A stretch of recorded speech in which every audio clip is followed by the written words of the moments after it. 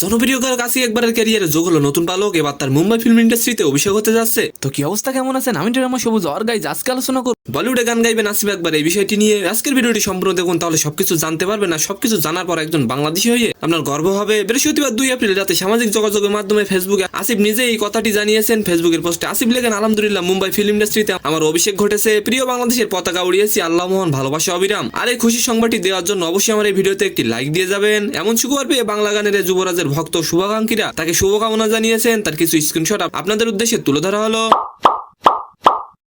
আসিফ আকবর তার গানের বিষয়ে বিস্তারিত এখনই জানাননি, তবে কিছুদিন আগেই মুম্বাই পাড়ি জমিয়েছেন আসিফ আকবর। সম্প্রতি অস্কার জয়ী আর রহমানের মুম্বাইয়ের স্টুডিওতে তার গান রেকর্ড হয়। ও হ্যাঁ, বলতে তো ভুলেই গেছি, আসিফ যে বলিউডে গান গাইবেন তার জন্য তাকে শুভকামনা জানিয়েছেন বাংলাদেশের অন্যতম নামকরা শিল্পী তাসরিফ খান। গত 27 এপ্রিল ঢাকা থেকে মুম্বাই যান আসিফ। এর আগে 24 এপ্রিল লেবাননে একটি শো করেন। এর আগে গেল বছর বলিউডে শ্রেয়া ঘোষালের সাথে গান গাওয়ার কথা ছিল তার, যদিও শেষ পর্যন্ত তা ঘটেনি। কিন্তু এবারের গানে শ্রেয়া ঘোষাল আছেন কিনা সেটাও এখনো জানা যায়নি। তো সম্মানিত দর্শক, আজকের ভিডিওটি কেমন লাগলো অবশ্যই কমেন্ট বক্সে জানাবেন। আর ভিডিওটি যদি ভালো লাগে অবশ্যই একটি লাইক দিয়ে আমাদের চ্যানেলটিকে সাবস্ক্রাইব করে দিবেন। ধন্যবাদ।